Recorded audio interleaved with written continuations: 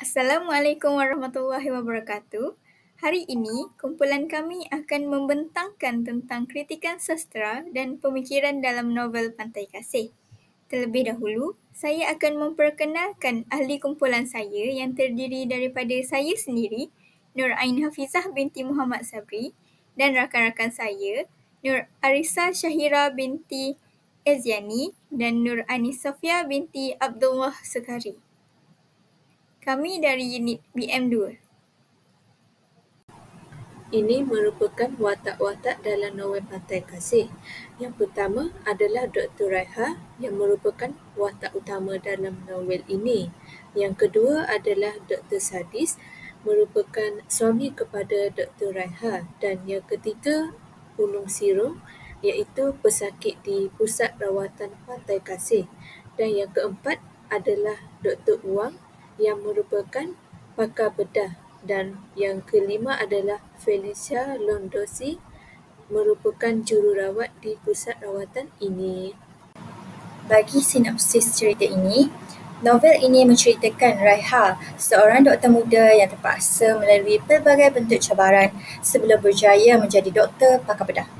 Selepas menghadapi kegagalan dalam perkahwinannya, dia akhirnya menerima pelawaan mentornya iaitu Dr. Uang agar menyertai di pusat rawatan mewah yang dikenali sebagai Pusat Rawatan Pantai Kasih. Di sepanjang bertugas di rawatan tersebut, fikiran Raiha sering terganggu tentang komplikasi pesakit. Namun mereka masih mampu untuk bertungkus lumus menabung wang bagi mendapatkan rawatan operasi daripada para pakar perubatan di pusat rawatan itu. Anehnya, yang kaya raya tidak ramai pula yang menghadapi komplikasi yang serupa. Kian terganggu Raiha apabila melihat ekstri milik salah seorang daripada pesakit. Dari mata kasar, memang tiada yang aneh-aneh berlaku. Namun, nalurinya memberitahu ada sesuatu yang tidak kena pada ekstri itu. Ini membuatkan Raiha tambah tertekan. Di samping itu, Raiha juga sering diganggu gambaran bekas suaminya yang perlahan-lahan mengingatkan dia pada kisah silamnya yang amat mengerikan dan menyayat hati. Bagaimanapun, oleh semangatnya yang kuat, dia teruskan juga perjuangan dalam bidang perubatan. Apabila dia cuba meluahkan perasaan tentang masalah itu kepada Dr. Wang, ternyata mentornya itu agak tidak senang. Padahal sebelum itu, Dr. Wang adalah guru demonstrator dalam bidang anatominya dan mengajarnya tentang unsur-unsur surgery ataupun pembedahan. Ketika itu, dia menjadi siswi tahun pertama dalam spesifikasi ortopedik di institusi tinggi tempatan dahulu.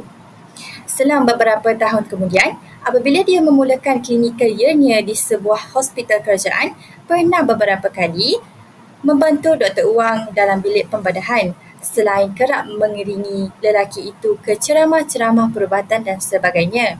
Malah, hatinya pernah tersangkut pada Dr. Kacak itu, biarpun lelaki itu mungkin tidak menyadari pun akan kewujudannya. Biar apapun, ketika itu, selain daripada sebagai mentor, Dr. Wang adalah doktor nombor 1 di hatinya. Tetapi, apabila bekerja di pusat rawatan mewah milik Dr. Wang dan ditugaskan untuk mengambil alih tugas membedah salah seorang pesakit yang menghadapi komplikasi berulang kali, pandangannya terhadap doktor itu mula berubah. Pelbagai tanda tanya menyelubunginya dan peristiwa aneh-aneh berlaku sehinggalah Dr. Wang mengalami kemalangan di jalan berhampiran dengan pusat rawatan itu. Biar apapun perasaannya, sebagai seorang doktor yang profesional, Raiha tentang menjalankan operasi ke atas Dr. Wang dengan menggunakan peralatan yang dibeli khas oleh doktor itu sendiri. Peralatan yang digunakan untuk pesakit-pesakit yang berpendapatan sederhana.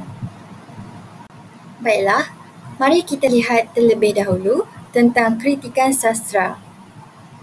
Kritikan sastra adalah usaha untuk menilai dan menganalisis karya sastra secara jujur dan sistematik. Ia melibatkan analisis, pentafsiran dan penilaian terhadap wacana sastra serta bertujuan untuk memberikan komen dan cadangan penambahbaikan. Kritikan sastra juga merupakan satu disiplin ilmu yang menilai teks sastra secara objektif dengan menggunakan pelbagai teori dan metodologi. Jenis-jenis kritikan terdapat 6. Yang pertama adalah kritikan sanjungan, kedua kritikan saranan, ketiga kritikan teguran, keempat kritikan pendekatan, yang kelima kritikan penganalisisan, dan yang keenam kritikan penilaian. Seterusnya, kita pergi kepada definisi kritikan teguran. Kritikan teguran bermaksud mengkritik dan memberi peringatan secara ikhlas dengan mengemukakan pandangan yang membina terhadap karya yang dikritik. Teguran dalam kritikan itu bukanlah bertujuan untuk memburuk-burukkan sesuatu karya tersebut semata-mata, tetapi ia juga dilihat dengan menggunakan rasional dan kewajaran. Oleh itu, kritikan teguran praktikal kerana pengkritik melaksanakan tulisannya dengan lebih berimbang dengan menyatakan keistimewaan, kekuatan sesebuah teks serta menunjukkan kekurangannya.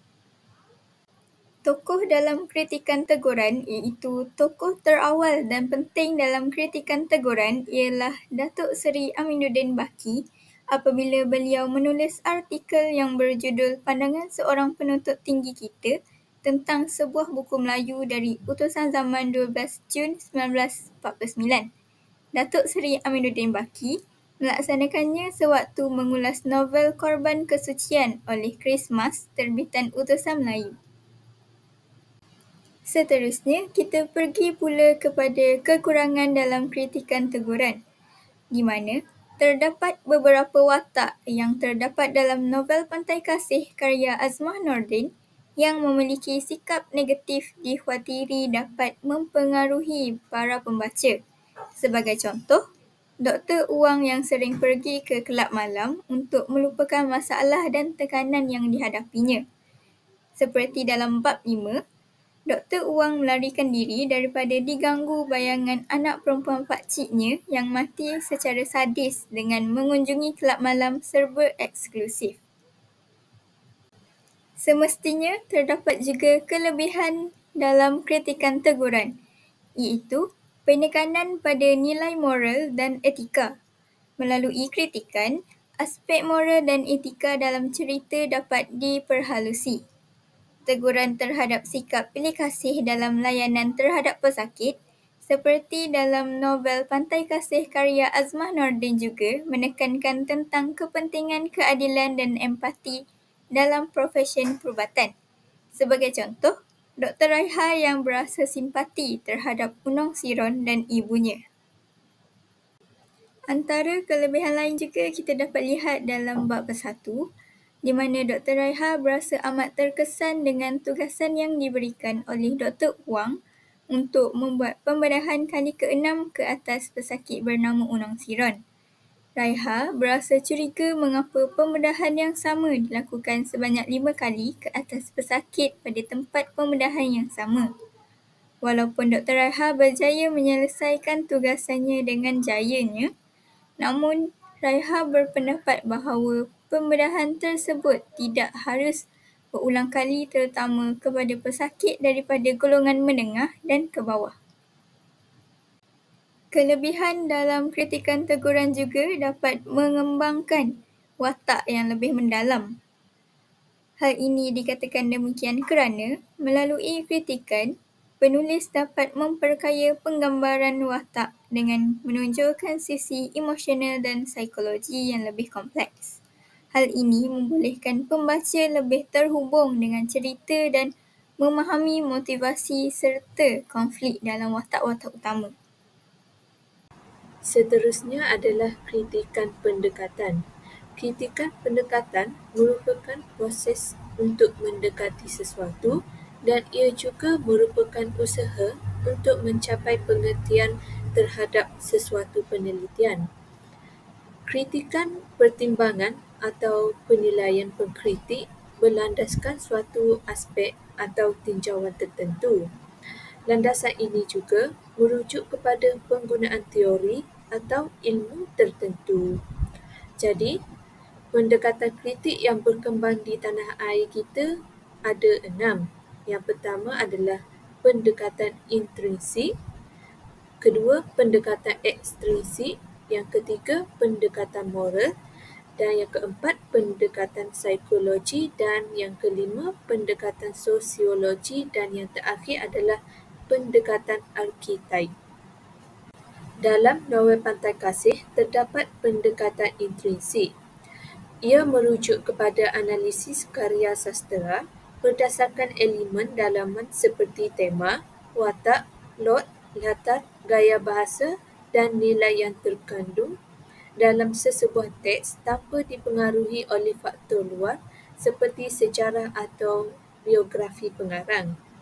Dalam novel Pantai Kasih karya Azmah Nordin, pendekatan kritikan intrinsik dapat dilihat melalui beberapa aspek utama, iaitu yang pertama adalah tema.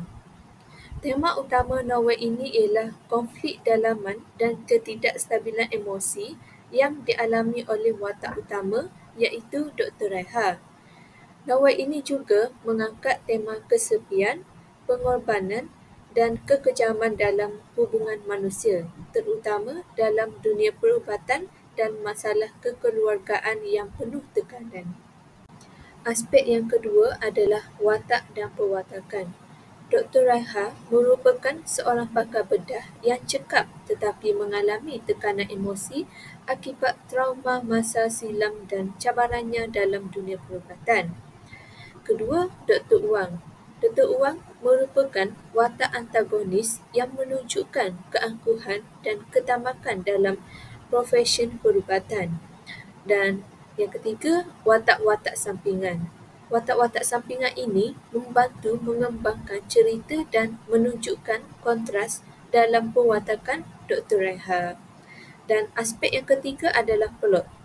Plot novel ini bersifat kompleks dengan penggunaan situasi imbas kembali yang membongkar latar belakang watak Dr. Raiha.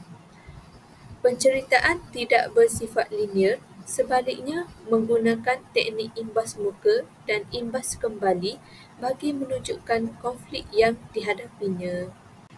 Aspek yang keempat adalah latar.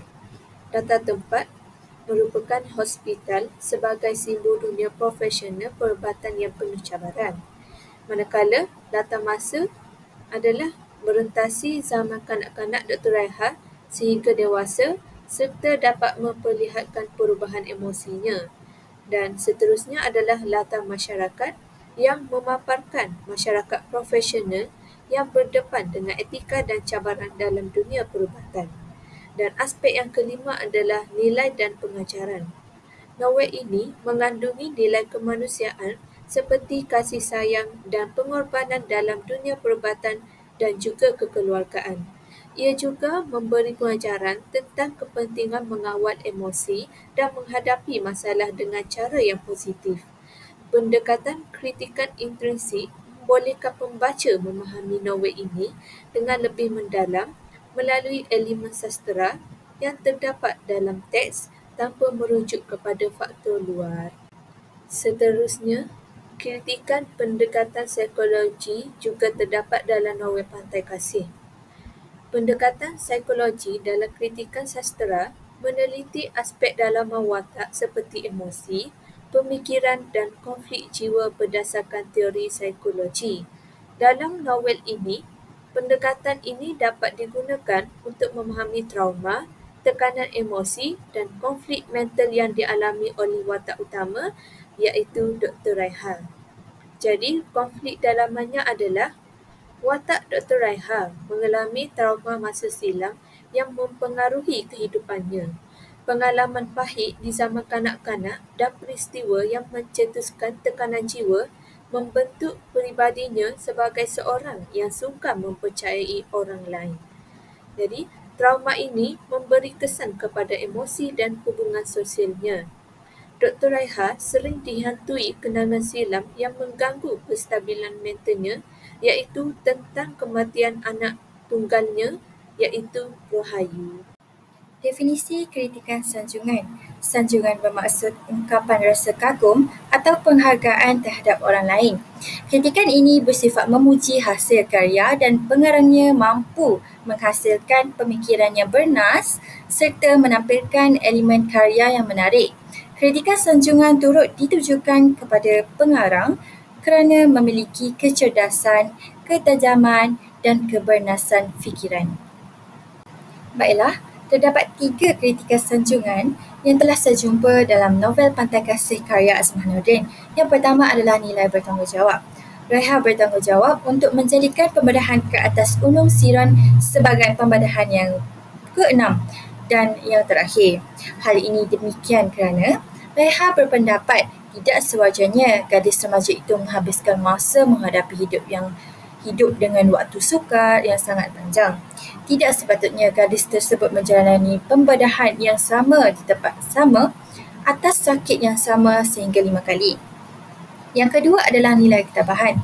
Raiha tabah menghadapi bangkangan ayahnya terhadap cita-citanya hendak menjadi pakar bedah. Ayahnya berkeras agar Raiha tidak meneruskan niat untuk menjadi pakar bedah sepertinya kerana beranggapan bahawa tugas sebagai seorang pakar bedah hanya mampu dilakukan oleh orang lelaki sahaja yang tahan dari segi fizikal dan juga mental. Namun, pandangan ayahnya itu dibangkang oleh Raiha dan meneruskan ketekunan belajar untuk menjadi seorang pakar bedah yang berjaya. Selepas berkhidmat dalam bidang itu di sebuah hospital kerajaan, akhirnya selepas beberapa tahun, Raiha mengambil keputusan menerima pelawaan untuk bekerja di Pusat Rawatan Pantai Kasih. Yang ketiga adalah nilai keprihatinan. Raiha prihatin terhadap nasib yang menimpa Gunung Siron. Baginya, pembedahan sebanyak 6 kali tidak sepatutnya berlaku, apatah lagi doktor yang melakukan pembedahan tersebut adalah doktor pakar yang bukan calang-calang. Rasa prihatin itu terbit dan mengharapkan agar pembedahan ke-6 pada senja tadi merupakan pembedahan yang terakhir dan berakhirlah penderitaan dan kesakitan yang dialami oleh Gunung Siron selama ini. Seterusnya kita pergi kepada definisi kritikan penilaian. Kritikan penilaian merupakan proses analisis dan evaluasi terhadap suatu karya atau tindakan dengan tujuan memberikan penilaian objektif mengenai kualitas, kelebihan dan kekurangannya. Kritikan jenis ini tidak hanya menyoroti aspek negatif tetapi juga mengapresiasi sisi positif serta memberikan saran yang konstruktif. Kritikan penilaian berfungsi untuk meningkatkan kualitas karya atau tindakan melalui masukan yang membangun, sehingga penerima kritik dapat memahami area yang perlu diperbaiki dan aspek yang sudah sedia baik untuk dipertahankan. Kritikan penilaian terbahagi kepada 2, iaitu aspek positif dan aspek negatif. Kita pergi dahulu kepada aspek positif, iaitu penyampaian nilai moral. Novel Pantai Kasih ini menyampaikan nilai-nilai moral yang kuat dan relevan dengan kehidupan pembaca, seperti ketabahan Dr. Raiha menghadapi kematian anaknya dan penceraian, serta tanggungjawab dan kasih sayang seorang ibu yang sanggup berusaha demi anaknya. Seterusnya, kritikan penilaian dari segi aspek negatif, iaitu gaya penulisan yang lemah. Terdapat beberapa ulasan menyatakan bahawa gaya penulisan dalam novel Pantai Kasih ini kurang memuaskan kerana berlaku pengulangan kata dan ayat yang kerap, serta peralihan antara masa lalu, masa kini dan masa depan yang tidak jelas, menyebabkan kekeliruan kepada pembaca. Seterusnya, dalam novel ini juga terdapat kritikan penganalisisan yang merupakan kritikan bersifat penyelidikan untuk mengetahui keadaan sebenar termasuk untuk menentukan kedudukan, prestasi atau pencapaian sesebuah karya. Pengkaji melakukan penelitian dengan menghurai dan menganalisis karya tersebut. Dalam analisis tersebut, pengarang membuat huraian terperinci terhadap bahasa, permulaan dan perakhiran cerita, perlambangan, nilai, sudut pandangan, aliran dan ideologi dalam karya berkaitan. Jadi, dalam kritikan ini juga melihat bagaimana teknik penulisan sesebuah karya sastera dari genre tertentu. Ia juga bermatlamat untuk mengesan kecenderungan pengarang sama ada menulis sebuah karya berbentuk konvensional atau eksperimental. Jadi, kerja-kerja mengkritik menggunakan ilmu dan teori tertentu untuk mencapai tujuan analisis berkenaan. Jadi, terdapat 4 aspek utama dalam kritikan ini. Yang pertama adalah bahasa. Penggunaan istilah perubatan menambah keaslian cerita dan mencerminkan latar belakang watak utama. Kedua, monolog dalaman yang memperlihatkan pergolakan jiwa Dr. Raiha dengan lebih mendalam. Dan yang ketiga, imbas kembali merupakan teknik yang digunakan untuk merungkai kisah lampau yang membentuk watak utama. Contohnya seperti dalam bab 8 cerita ini. Aspek yang kedua adalah permulaan dan perakhiran cerita. Permulaan yang mendalam. Novel ini dimulakan dengan memperkenalkan konflik dalaman watak utama yang menjadikan pembaca terus tertarik untuk memahami kisahnya. Manakala perakhiran yang tidak memberikan jawapan pasti membolehkan pembaca mentafsir sendiri perjalanan hidup Dr. Raiha dan menunjukkan bahawa cabaran kehidupan tidak selalu mempunyai penyelesaian yang jelas. Aspek yang ketiga adalah nilai. Seperti yang kita tahu, dalam novel ini terdapat nilai kemanusiaan, iaitu yang pertama, sikap tanggungjawab. Dr. Raiha sebagai pakar bedah menunjukkan komitmen terhadap tugasnya dalam menyelamatkan nyawa pesakit seperti dia sanggup berkorban masa bagi menjalani pembedahan untuk ulung sirong. Yang kedua, keprihatinan terhadap pesakit. Dr. Raiha mempunyai kesedaran bahawa tugasnya bukan sekadar merawat, tetapi juga menjaga kebajikan pesakit. Dan yang ketiga, kasih sayang dan empati. Walaupun sering diganggu oleh trauma masa silam, Dr. Raiha tetap mempunyai rasa simpati terhadap orang lain. Aspek yang keempat adalah watak antagonis. Pewatakan antagonis yang kejam sehingga mencipta pelbagai isu dan masalah kepada watak protagonis serta memberi gambaran negatif kepada pembaca. Jalan penceritaan yang penuh masalah juga tidak memberi pengajaran yang bermanfaat terutamanya kepada pelajar. Contohnya, penulis menceritakan sikap kekejaman Dr. Sadis terhadap bekas isterinya, iaitu Dr. Raiha, sehingga dia sentiasa berada dalam ketakutan dan selalu membayangi kisah silamnya. Jalan penceritaan novel ini disampaikan dengan jelas sehingga menimbulkan kemarahan kepada pembaca. Seterusnya adalah definisi kritikan saranan. Kritikan saranan ialah kritikan yang mencadangkan sesuatu untuk memperbaiki kelemahan serta memperkukuh unsur-unsur yang berbina dalam karya. Kritikan saranan juga bersifat memberikan pilihan untuk memperbaiki kelemahan. Kritikan ini menyampaikan nilai yang positif dan sangat bermakna kepada khalayak pembaca, pengarang dan pengkritik sendiri. Kritikan saranan yang pertama adalah perincian latar tempat dan suasana. Latar tempat seperti hospital dan pantai sememangnya menjadi simbol penting dalam novel ini.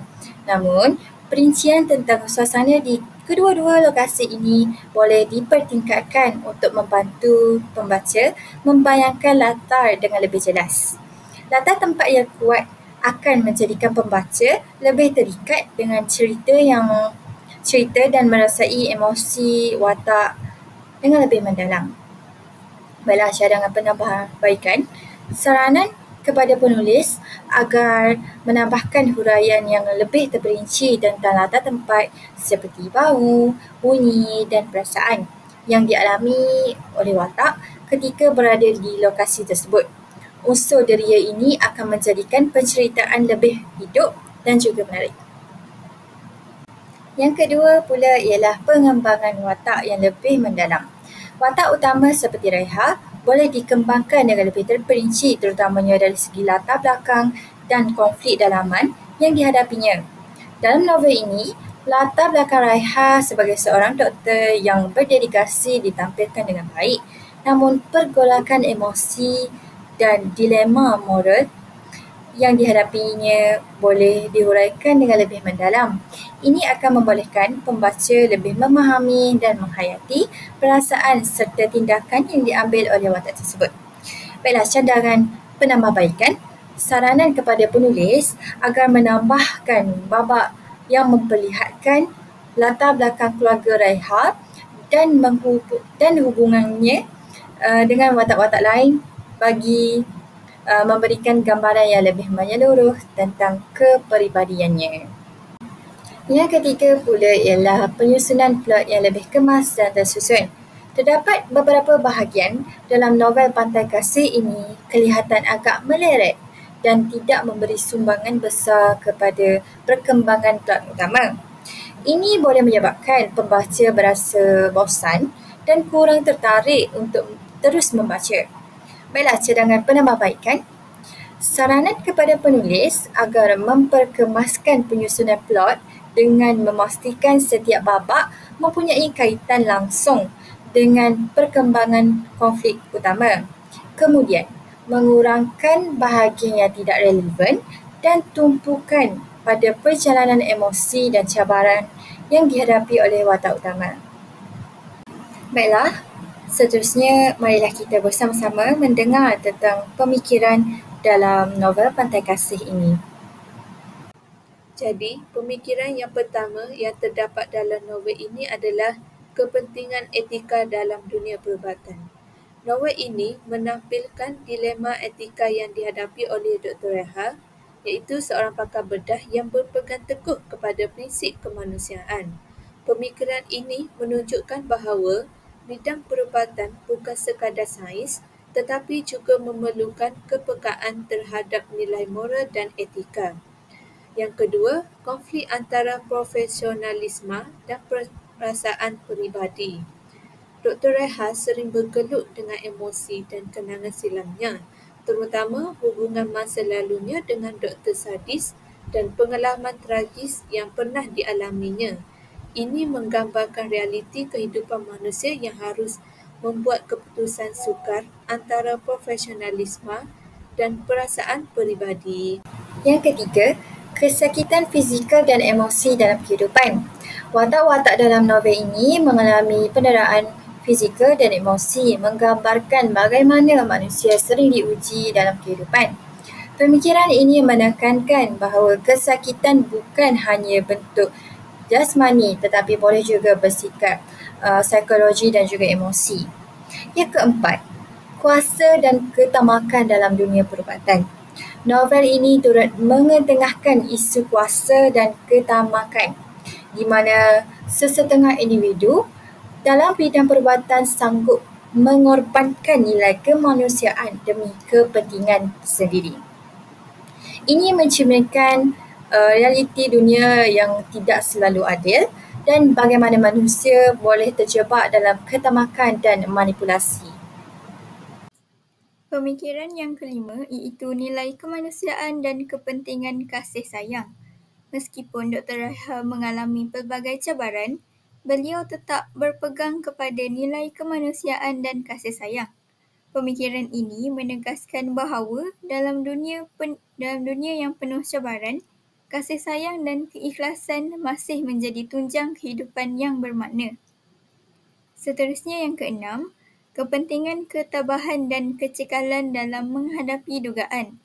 Dr. Raiha merupakan contoh individu yang tabah menghadapi pelbagai dugaan, sama ada dalam kerjayanya sebagai seorang pakar bedah maupun dalam kehidupan pribadinya. Meskipun diuji dengan pelbagai cabaran yang berat, beliau tidak mudah berputus asa dan terus berjuang demi prinsip serta tanggungjawabnya. Pemikiran ini menunjukkan bahawa ketabahan dan kecekalan adalah elemen penting dalam menghadapi dugaan hidup, terutamanya dalam bidang yang penuh tekanan seperti perubatan. Kesimpulan yang dapat disimpulkan dalam novel Pantai Kasih karya Azmah Nordin boleh dinilai dari pelbagai sudut kritikan sastera, termasuk nilai moral, kelebihan dan kekurangan serta gaya penulisan. Kritikan teguran dan penilaian membantu memperbaiki kelemahan dalam karya, manakala kritikan sanjungan mengangkat aspek positif seperti nilai dan mesej yang ingin disampaikan. Pendekatan intrinsik juga memainkan peranan dalam memahami latar dan perkembangan cerita. Analisis terhadap novel ini memberikan pemahaman yang lebih mendalam tentang isu-isu yang diketengahkan perkembangan watak serta kelebihan dan kelemahan karya. Kritikan sastera bukan hanya sekadar menilai tetapi juga membantu pembaca menghayati mesej yang ingin disampaikan oleh pengarang. Pemikiran juga memainkan peranan penting yang dapat diambil untuk kehidupan seharian manusia. Itu sahaja daripada kumpulan kami. Sekian, terima kasih.